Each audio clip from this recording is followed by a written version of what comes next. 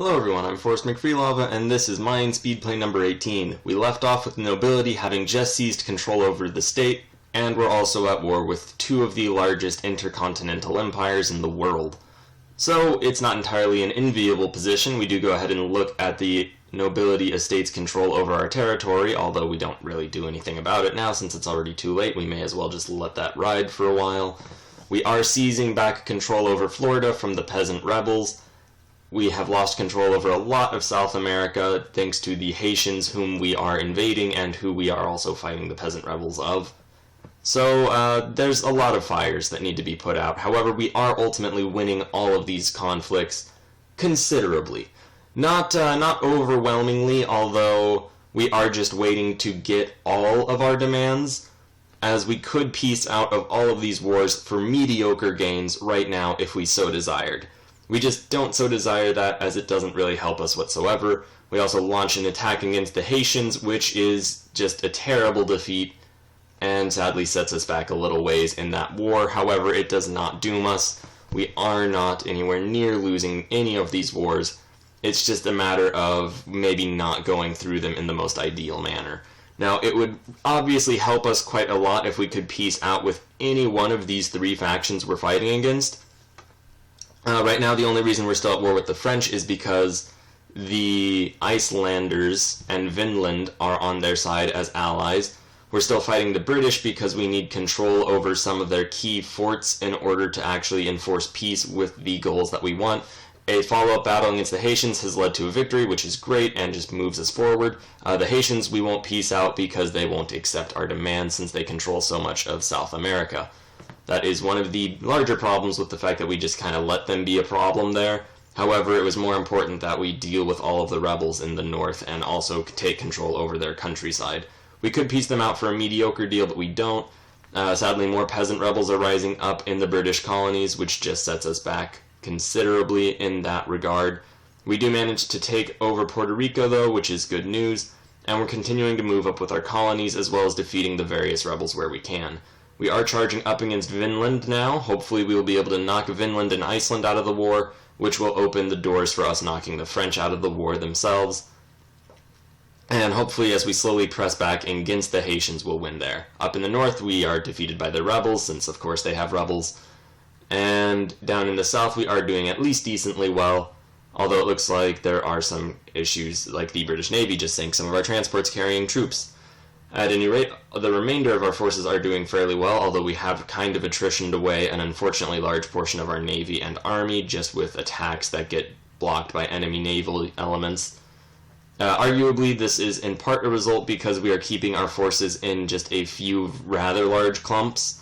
However, I think that that's better than having them all separate and disparate, since our armies are slightly worse than the armies of our enemies, and our navy, while doing well combined, may not fare well if we split it apart, and is considerably more expensive and thus more at risk.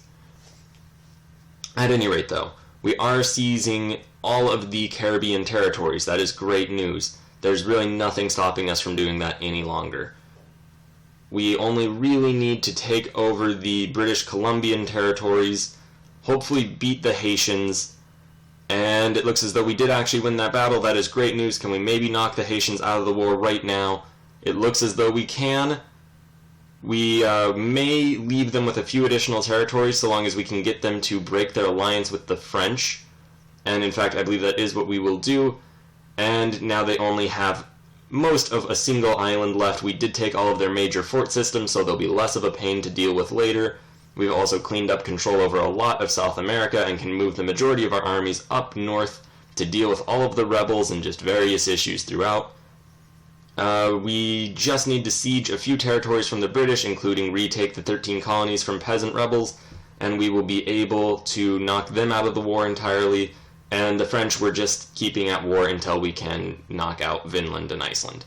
Overall, though, we've essentially dealt with most of our issues. We can also hopefully go ahead and knock the nobility out of their ridiculous amounts of power in just a moment once the game takes over and realizes we don't have rebels in charge of anywhere. So we do that. We lose 3 stability, so we're just at 0. Luckily, since we're the Mayans, we've been getting a lot, just an outrageously large number of stability increasing events, so I'm not going to bother spending admin power on that. Hopefully it'll just kind of happen for us. which admittedly isn't the greatest strategy. However, it has been working so far throughout this campaign, so we're just going to hope for the best on that. We do send some forces up to deal with Iceland, maybe drop them off against these peasant rebels though, just since it's closer, and we do also want to knock the British out of the war, which this could help with. One of the things probably that I've been doing wrong is, instead of focusing on one war and just bringing it down to a rapid conclusion, I have been bouncing back and forth between various objectives and various wars, which may have slowed us down by a non-negligible amount, let's say. So that could potentially have hurt us in the long run. Luckily though, I'm fairly sure by the time this war is over, we will be the only significant power in North America, although knock on wood, since that is not a guarantee. We do, however, keep moving our forces just generally throughout. We can land on Iceland. We are sieging most of the Vinland, or Finnish, I guess, territories throughout the at least continental portion of our continent. That's terribly redundant, but you get what I mean. We do also charge a force up to attack in northern Vinland. We lose that battle, sadly. However, we have a large number of forces in the area whom we can bring together and hopefully launch a second attack that will hopefully destroy them this time. We also go ahead and add something that, just a mission to take over the Cape from the Portuguese, so hopefully we'll get that eventually. We do also lose control over this important fort in Colombia. We do go ahead and just raise additional forces to deal with that. And just taking a look, yeah, we could take most all of what we want if we had done it before that fort fell. Sadly, it fell before the fort up in the 13 colonies, so there was really nothing we could do about that except admittedly lead this part better, which I wish I had done but did not achieve. At any rate, though, we could deal with that by just bringing some forces down from up north. I would rather send them to just destroy Vinland, though, and completely finish off that terrible mess of issues that we have had to deal with throughout.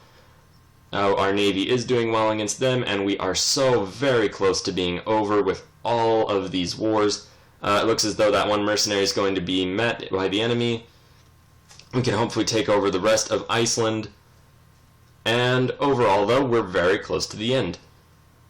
It is just a matter of not dropping it, like, for instance, dropping the ball right there in Colombia. The fact that they just defeated that army and ended our siege and all the progress there, and then our mercenaries are all charging up, going to die one by one, is a terrible inconvenience and rather upsetting.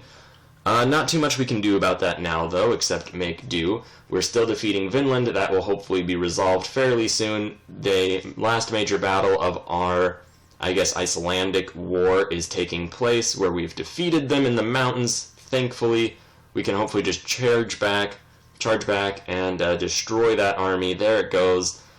Now we can ship these troops really anywhere else, probably down into Colombia, where we are fighting a new battle, and one that will hopefully resolve that portion of the campaign. The French are just managing to take over our capital, which is terribly unfortunate, and there are rebels basically everywhere.